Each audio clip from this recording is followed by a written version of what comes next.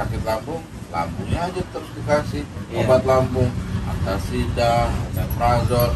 Jadi sampai kadang maaf pasiennya sering apal daripada dokternya. Betul, pinteran pasiennya.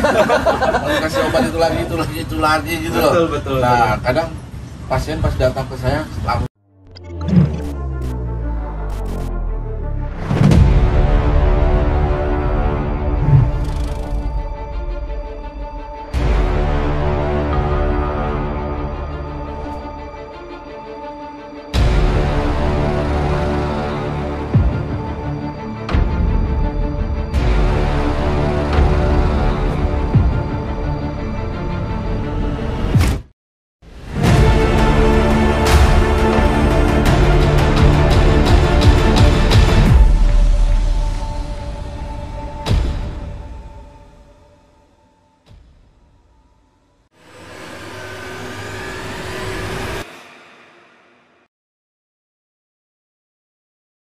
Halo sahabat, kembali lagi di channel Arya Surya Official, channel pemberdayaan diri untuk Anda semua. Kali ini saya sedang berada di lantai 4 klinik El Shifa di Garden Rooftop.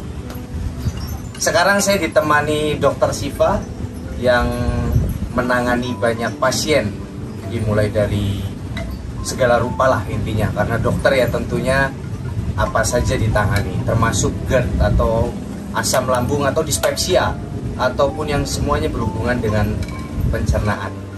Dan di sampingnya ada Bang Jufri, mantan penderita gangguan kecemasan dan asam lambung juga ya Bang ya? Iya.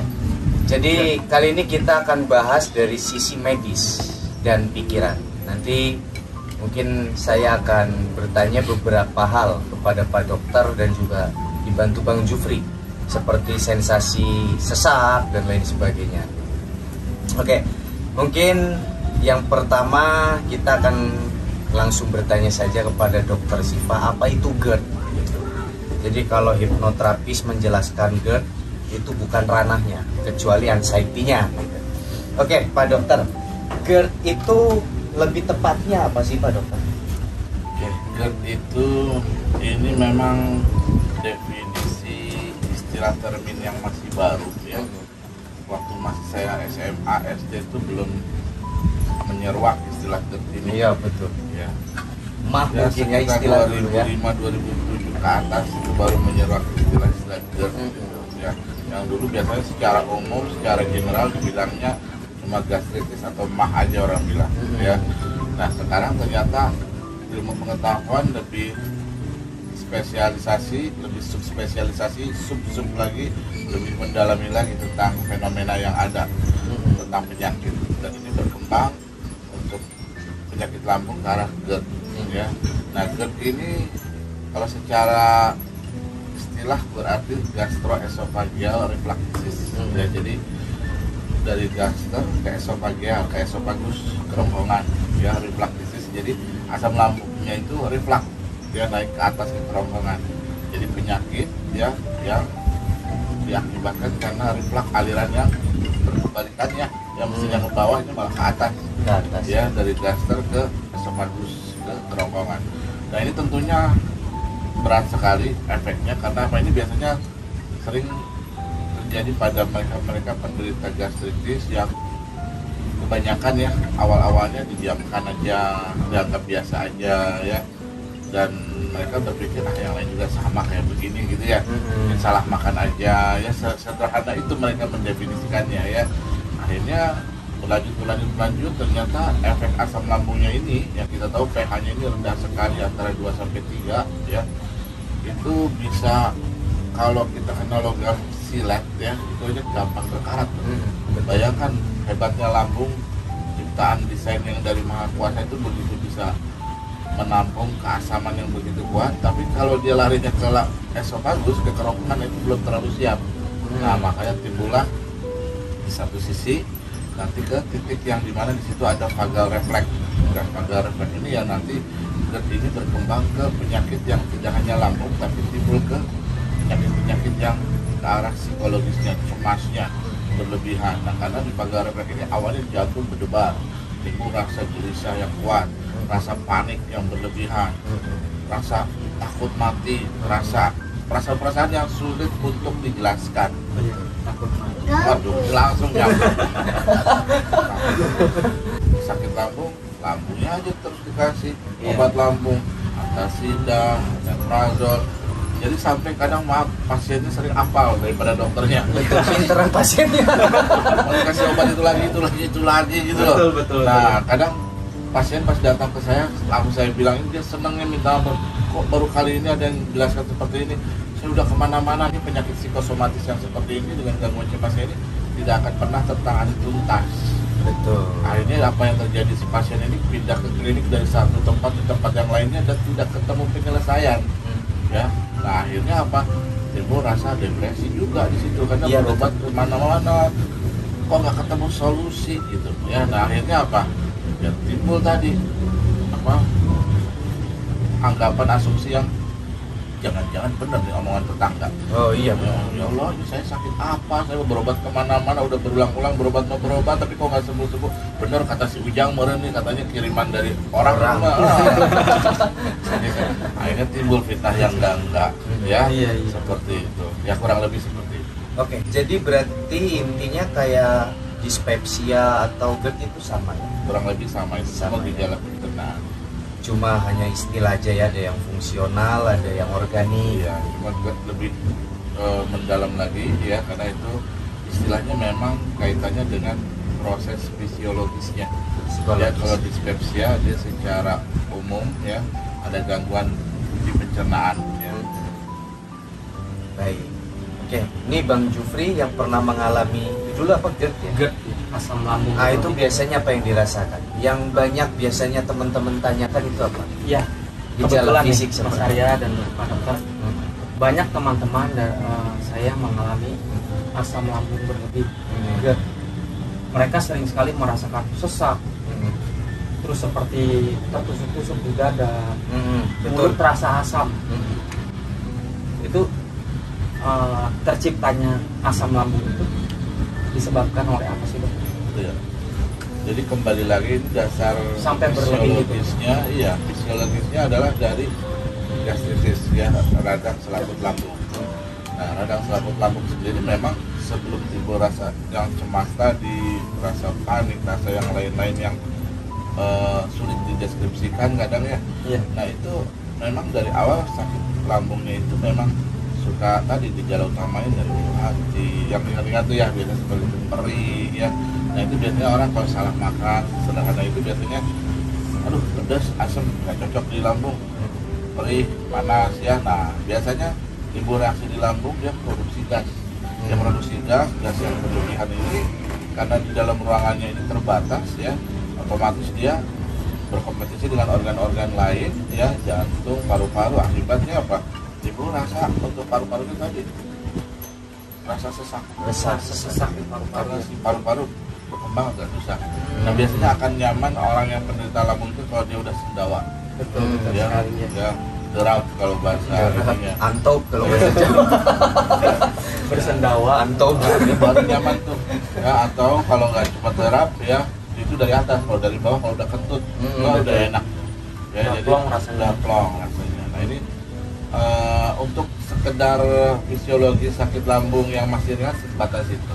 Tapi kalau dia sudah sampai menyentuh ke titik refleks pagal tadi ya, yang di daerah pangkal kerongkongan yang naik ke atas tadi, nah itu baru timbul rasa sensasi yang rasa iya, cemas, panik, depresi, takut mati berlebihan ya. Detak jantung. Nah, dari Memicu situ detak jantung. ya.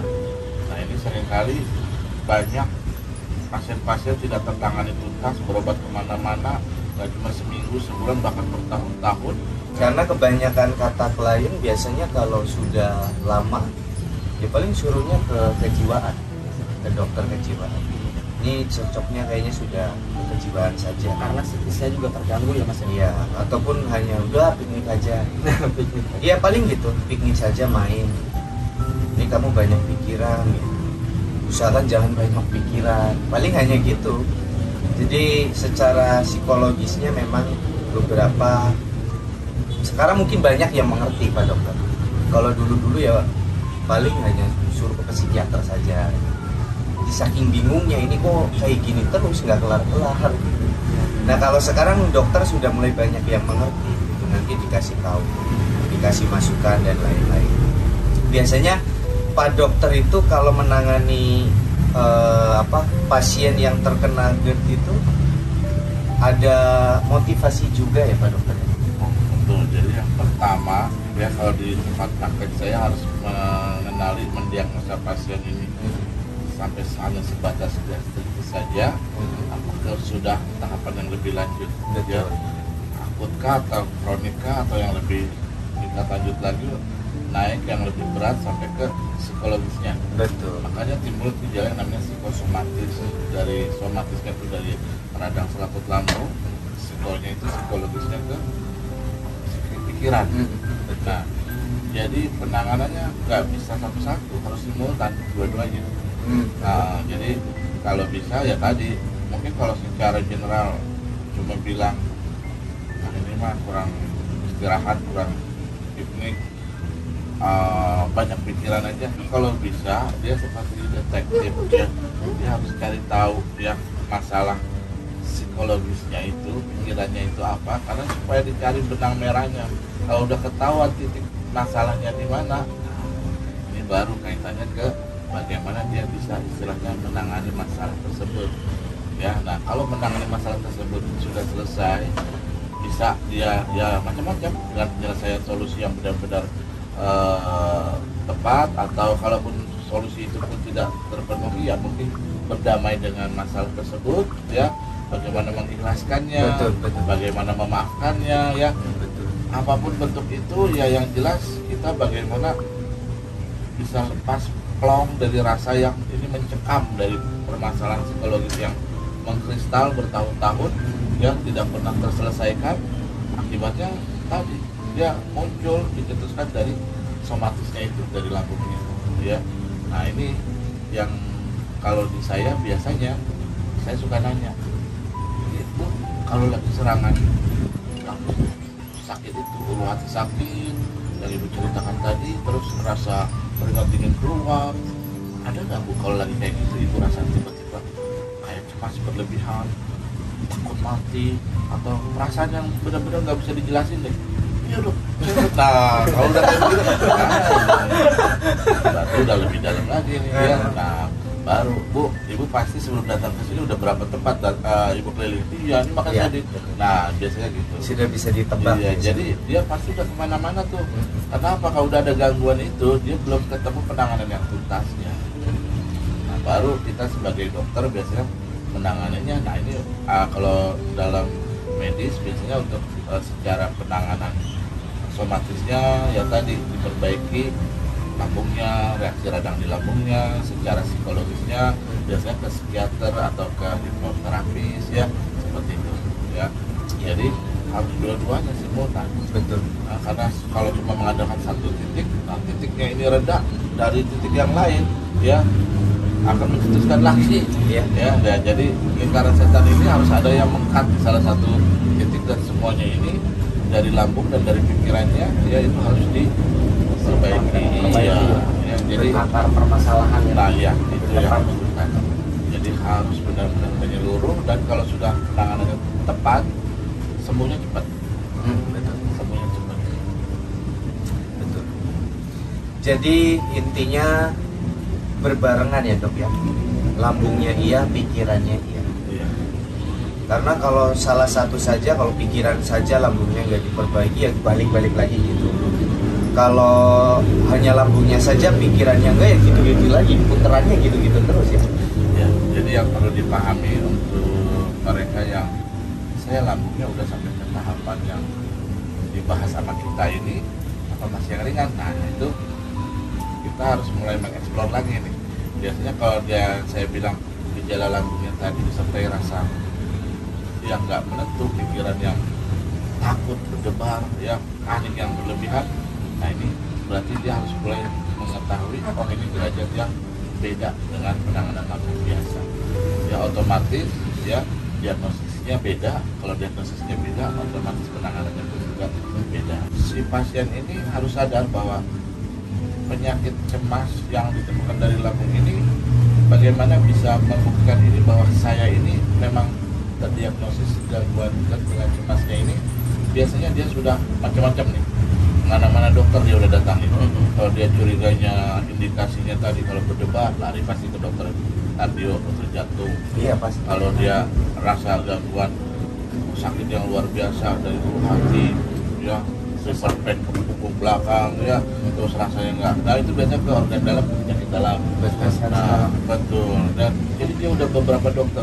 Ya, dan dokter itu pasti akan nggak ada yang aneh, di jantung nggak ada masalah, Iya, betul. ya, di USG nggak ada masalah. Nah akhirnya dokter akan bingung, nggak ada yang bermasalah secara organiknya, secara somatisnya. Wah ini sih pikiran. Nah biasanya begitu. Akan dokter sarankan rujuk ke dokter psikiater.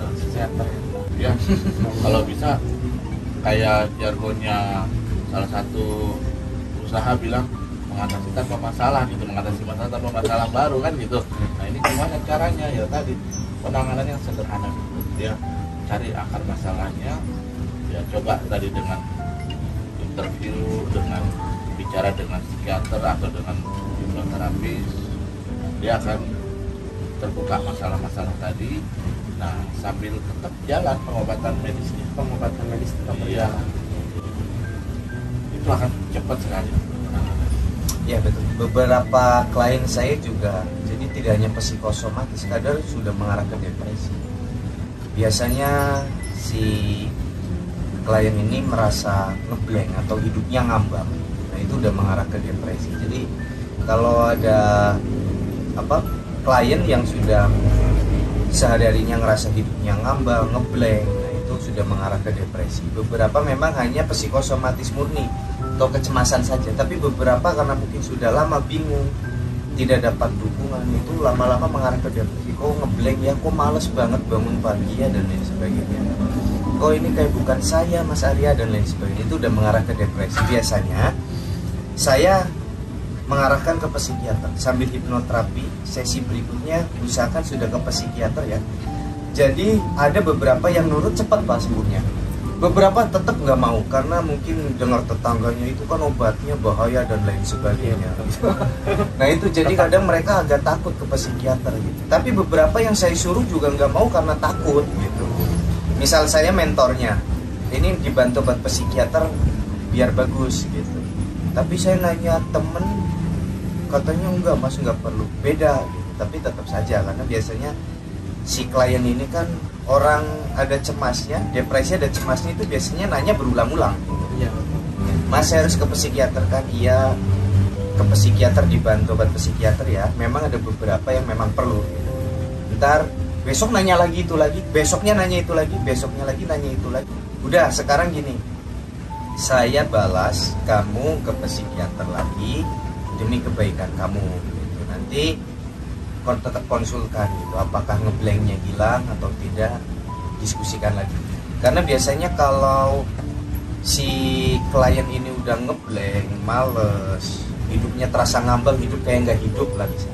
Nah biasanya dikasih tugas sama hipnoterapis nggak dikerjakan karena malas. Udah olah nafas belum, saya malas Mas. Nah, itu udah mengarah ke depresi. Mas, udah EFT belum? Malas Mas. Nah, itu udah mengarah ke depresi. Jadi psikosomatis tapi ada depresinya lah intinya gitu.